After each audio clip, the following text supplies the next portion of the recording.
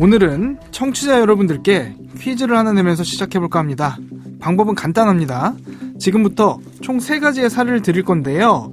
그중 과연 누가 현행법을 위반하지 않았는지를 맞춰주시면 됩니다.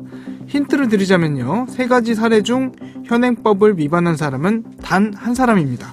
그럼 먼저 첫 번째 사례 나갑니다.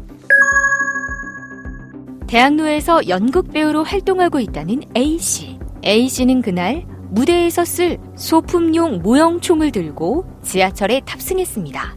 그런데 건너편에 앉아있던 한 여성이 이 소품용 모형총을 발견하곤 깜짝 놀라 A씨를 경찰에 즉각 신고했다고 하는데요. 과연 A씨는 법을 위반했을까요? 한번 상상해 보시기 바랍니다. 어느 날 지하철을 탔는데 소품용 모형총을 들고 있는 사람과 눈이 마주친다면 어떨까요? 이거 법적으로 문제 없는 걸까요? 이쯤에서 두 번째 사례도 듣고 오겠습니다. 평범한 회사원인 B씨의 은밀한 취미생활은 온갖 사이트에서 사들인 밀리터리 제품들을 착용하고 SNS에 사진을 올리는 것이었습니다. 그날도 검은색 복면과 새로 산 군화까지 착용한 채 가스형 비비탄 총을 들고 자신의 아파트 단지를 서성이고 있었죠. 사진 찍기 딱 좋은 곳을 물색하고 있었단 건데요. 과연 B씨는 법을 위반한 걸까요? 청취자 여러분들 생각은 어떻습니까? 밀리터리 복장을 한 채 장난감 비비탄 총을 들고 다니는 이 남성, 법을 위반한 걸까요? 자, 그럼 마지막 사례까지 듣고 오겠습니다. J씨가 해당 사이트에 들어가게 된 건 순전히 우연만은 아니었습니다. 평소 J씨의 인터넷 검색어의 상당량은 총기와 관련된 것들이었죠. 총기 개조, 사제 총기 제조법, 불법 총기, 화약류 제조법 등등 주제도 참 다양했습니다. 그러던 어느 날 인터넷에 올라온 진짜 살상력 있는 총기 만드는 법을 다운받게 됐다는데요. 이 파일 안에 도면과 발사 방법까지 아주 자세한 내용이 담겨 있었죠. 과연 J씨의 이 같은 행동은 법을 위반한 걸까요? 조금은 황당하지만 실제 우리 주변에서 벌어질 법한 모의총포 관련 총 3가지의 사례 들려드렸습니다. 과연 이 3가지 사례 중 법을 위반하지 않은 케이스는 어떤 걸까요? 정답은 잠시 후에 알려드리겠습니다. 이원하 변호사의 사건 엑스파일. 안녕하세요. 저는 변호사 이원하입니다. 안녕하세요. 이원하 변호사의 사건 엑스파일 이원하입니다. 오늘도 로엘 법무법인 이태호 변호사와 함께합니다. 변호사님 어서 오세요. 안녕하세요. 이태호 변호사입니다. 오늘 이 변호사님과 함께 다뤄볼 사건 파일은 이겁니다. 사건은 보이는 것보다 가까이 있다. 변호사의 눈으로 냉철하게 바라본 사건 사고. 이원하 변호사의 사건 X파일. 23번째 파일. 모의 총포의 적법성. 청취자분들 입장에서는 모의 총포라는 말이 조금 어색하실 수도 있거든요. 정의부터 짚어봐야겠습니다. 어떤 것들이 포함되는 걸까요? 일단은 모의 총포는 총포, 도검, 화약류 등 안전관리에 관한 법률, 이걸 총포 화약법이라고 합니다. 여기서 이제 정하고 있는데요. 총포는 뭐 아실 거예요. 군대 다녀오신 분들은 아실 건데 뭐 총이나 포, 박격포 이런 거고, 모의 총포는 쉽게 얘기하면요. 이게 이제 그 총처럼 보여야겠죠, 당연히. 그래서 금속 또는 금속 이해 소재로 만들어진 건데 총포랑 아주 비슷해가지고 범죄에 악용될 소지가 있는 그런 거를 얘기를 합니다. 그러면 그 모의 총포라는 거는 존재 자체가 불법인가요? 가지고 있으면 안 되는 건가요? 뭐 그렇지는 않습니다. 그래서 이제 총이랑 너무 똑같아 보이면 뭐 길 가다가 총 같은 거 들고 있으면 무섭잖아요. 그래서 칼라파트라고 그래가지고 이제 이거를 총이랑 좀 구별되게 뭐 원색으로 이렇게 칠하는 경우도 있고 이렇게 해가지고 뭐 띠도 두르고 이럽니다. 그래서 이거 띠를 뭐 풀 수도 없어요. 이게 아주 단단한 이제 접착제로 부착이 돼 있거든요. 네. 그게 이제 실제 총이랑 너무 똑같지 않게 구별할 수 있게 해놨다 이런 말씀이신 것 같은데, 이 총알이 나오는 경우에도 불법이다 이런 얘기가 있는데요. 그럼 장난감 총 있잖아요. 비비탄이라고 하죠. 네네. 그런 총알이 나오는 것도 불법인가요? 아니죠. 이제 비비탄 같은 경우는 이제 크기가 작기 때문에, 그 총알의 크기가 작기 때문에 지름이 5.7mm가 넘으면 안 되는데 그거보다 작아요. 그리고 이제 무게도 0.2g을 초과하면 안 되는데, 이제 비비탄은 이제 거기에 해당이 안 되니까 뭐 괜찮다 이렇게 보시면 될 것 같아요. 그리고 그 총알 앞부분이 뭐 예리하거나 불꽃이 튄다든지 이런 것들도 규제하고 있다는 네, 맞습니다. 그리고 뭐 폭발음이 뭐 90데시벨 초과하거나 뭐 불이 붙을 정도다. 그럼 다 규제 대상입니다. 이걸 어기면 어떻게 되나요? 이게 뭐 징역 2년까지도 나올 수 있는 범죄입니다. 모의총포 관련해서 사실 최근에 이슈가 하나 있었어요. 맞습니다. 그 배우 이범수 씨랑 이혼 소송을 진행 중인 이윤진 씨가 SNS에 이런 글을 올렸습니다. 세대주의 모의총포를 내 이름으로 자진 신고했다. 기간이 좀 지났어도 자진 신고하면 문제가 없는 건가요? 이게 뭐 사실 뭐 전후 맥락을 제가 잘 몰라서 이게 뭐 이제 총기 소지 자체가 이제 불법이니까요. 모의 총기는. 그래서 이제 자진 신고를 해도 처벌은 받습니다. 그런데 이 사건은 자진 신고 기간에 한 건 아니다. 아니었대요. 네. 네, 그래서 아니었다고 아마 뭐 하거든요. 그 법령에 보면 24시간 내에 신고할 수 있는 규정이 있는데 뭐 발견하고 나서 바로 신고한 거 아닌가 그렇게 뭐 추측은 해봐요. 네. 이 앞서 오프닝에서 총 3가지 사례를 들려드렸잖아요. 청취자분들께 답을 알려드려야 할 것 같은데 한번 정리를 해보자면 첫 번째는 연극에 쓸 소품용 모형총을 들고 지하철에 탔다 이거고요. 네. 두 번째는 SNS에 사진 올리려고 군복 쫙 빼입고 가스형 비비탄총 들고 아파트를 서성거리던 케이스. 그리고 마지막 케이스는 사제 총기 만드는 법을 인터넷에서 다운로드 받았다. 네. 이거거든요. 네. 이 3가지 중에서 2개는 불법이고 1개는 불법이 아니다. 이건데 정답이 뭔가요? 정답 맞추기가 어려웠을 것 같아요. 정답은 3번입니다. 아, 네. 일단은 기본적으로는 이 총포 화약류 제조법을 올리면 안 돼요. 인터넷에. 올리거나 이런 거는 안 되는데 다운로드 받는 것까지는 그렇게까지 위험성이 없다고 봐서 처벌 이제 규정 같은 거는 없어요. 왜냐면 또 호기심 때문에 그런 거 이제 찾아보시는 분들도 계시잖아요. 그래서 직접적인 처벌 대상은 아닌데 또 이제 여기서 문제되는 거 또 그거 보고서 만든다. 그러면 또 이제 문제되죠, 당연히. 이 총기 제조법을 단순히 내려받는다고 해서 처벌이 되진 않습니다만 경찰 측에서는 인터넷 공간에서 유포되고 있는 총기, 화약류, 제작 방법과 같은 유해 정보들을 집중적으로 감시하겠다. 이런 방침이거든요. 이 점은 잊지 마셔야 할 것 같습니다.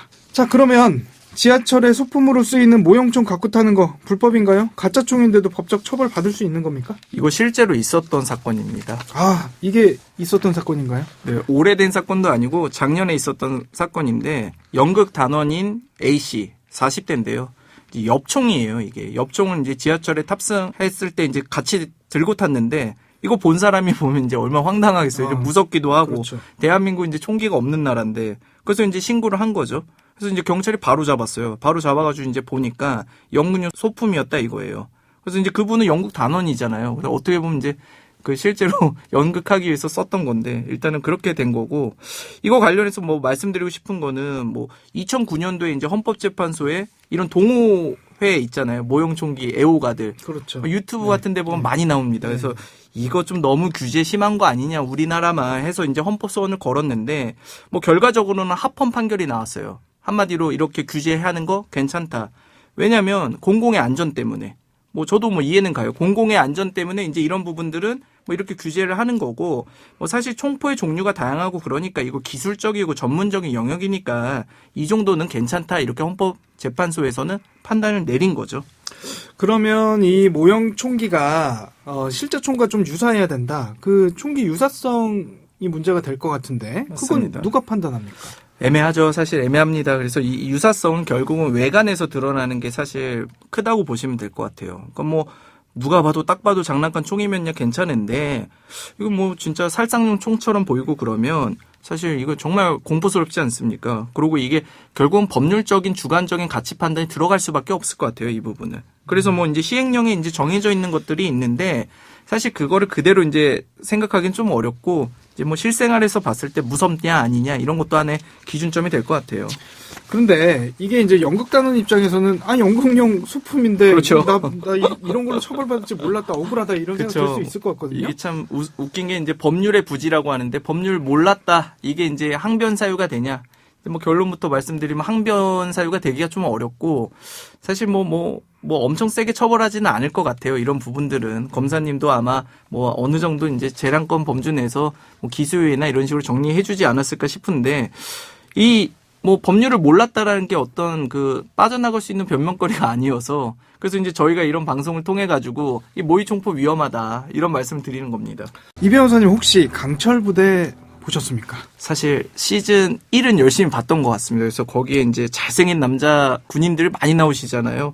박군, 육준서 이런 분들 맞습니다. 잘생겼는데 몸도 좋고 막 부럽습니다. 맞습니다. 그런 분들 때문에 더 좀 화제가 됐었던 것 같은데 이게 이제 단순히 뭐 부대 이런 걸 떠나서 그 부대의 그 물품들, 뭐 네. 군복이라든지 네. 밀리터리라고 하는데 네. 이 밀리터리 매니아들이 정말 많거든요. 맞습니다. 사실 남성분들이라면 공감하시겠습니다만 뭐 군대 부심. 뭐 이런 것도 있고 전쟁 영화, 게임 좋아하시는 분들도 정말 많기 때문에 앞서 들려드렸던 그 케이스 공감하거나 아 이거까지 처벌하나 이런 생각하시는 분도 있을 것 같거든요. 이게 불법인가요? 그러니까 뭐 이제 결국 뭐 이제 밀리터리 덕후들 뭐 밀덕이라고 하죠. 뭐 이런 사람들이 이제 그냥 이게 그냥 상상으로만 하는 거랑 이제 실제로 이제 하는 게 좀 다르잖아요. 네. 뭐 코스튬 플레이처럼 막 이제 10대 청소년이 실제 총기를 이제 칼라 파트를 제거를 한 거예요. 이게 제거하기 쉽지 않은데 제거하고 소음기 같은 부품도 딱 부착하고 아파트 단지를 이제 배를 한 거죠. 그러니까 이제 당시에 보면 이제 군복에 복면에 탄티까지 딱 차고 사진 찍고 싶다고 해가지고 이제 했는데 이제 모의 총포에 해당된다고 그래서 결과적으로 이제 처벌을 받은 사례가 있는 거죠.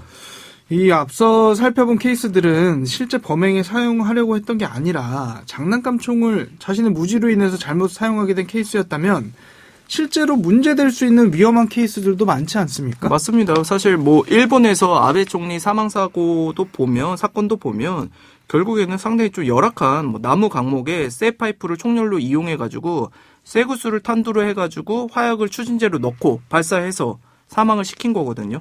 그러면 이제 사실은 그냥 딱 보면 실무 자체는 엄청 이제 어설퍼요. 이게 조악하고. 근데 결국에는 사람을 죽일 수 있었던 거죠. 우리도 그렇습니다만 일본도 총기 소지가 허용된 나라가 아니기 때문에 굉장히 충격적인 사건이었는데 모의 총포 문제가 간혹 보도되면서 마냥 안심할 수만은 없다. 이런 걱정하시는 분들도 계시더라고요. 맞습니다. 2021년도에 있었던 사건도 있습니다. 타지키스탄 국적의 2인조 강도가 평택 소재의 환전소를 털었는데요.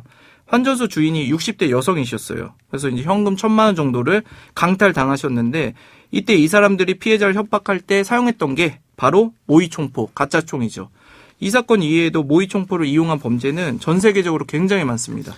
심지어 불법으로 총기를 제작해서 판매하는 사람도 있다고 했어요. 황당해요. 황당한데 서울에서 이제 병원장님이세요. 의사가 네. 병원장님이신데 경기도 일산 쪽에 이제 막 가보시면 뭐 이제 공장 같은 게 있어요. 그래서 공장 문을 열면 막 이제 총포를 이제 그 전문가들이랑 만들어서 이걸 또 팔아가지고 이게 침의 영역을 넘어서가지고 이분이 이 성능 테스트를 해보겠다고 자기 병원에 가지고 와서 그걸로 엘리베이터 쪽에다 막 쏜 거예요. 그러면 이제 엘리베이터 벽면에 이게 막 파여진 게 있는 거죠. 왜 그러셨는지 모르겠어요. 이 전문직에 어떻게 보면 이제 꽂히는 이 의사 하시는데 뭐 경제적인 문제 때문에 하지는 않았을 것 같고요. 어떻게 보면 좀 재밌는 사건입니다. 네네. 이게 아직 우리나라에서는 발생하진 않았습니다만은 미국에서는 3D 프린터로 만든 유령총 고스트건이라고 하는데요. 이게 문제가 되면서 처벌 규정까지 생겼다는 것 같더라고요. 맞습니다. 고스트건은 한마디로 이제 부품을 따로 사들인 다음에 만드는 거죠. 보통 총기는 다 이제 일련 번호가 있고 엄격하게 이제 컨트롤이 되고 이제 규제가 되는 건데 이걸 이제 아예 그냥 처음부터 만드는 거고 이제 뭐 우리한테는 좀 적인데 버지니아 공대 사건 이제 조승희 씨 그게 그런 거거든요. 이제 보면 이제 아예 이제 총기 구매가 안 되고 뭐 이러니까 자기가 만들어 가지고 이제 했다 이거죠. 그래서 3D 프린터 같은 것도 보면요. 이 총기 재료 자체가 금속성이 아니라 플라스틱이니까 이게 이제 뭐 잡기도 어렵고 이걸 규제하기도 상당히 어려울 거다 이렇게 보는 거죠. 오늘 준비한 내용은 여기까지입니다. 끝곡으로 러브홀릭의 그대만 있다면 들려드리면서 이 시간 마치겠습니다. 여러분은 모두 변호받아 마땅한 사람들입니다. 사건 엑스파일! 여러분 고맙습니다.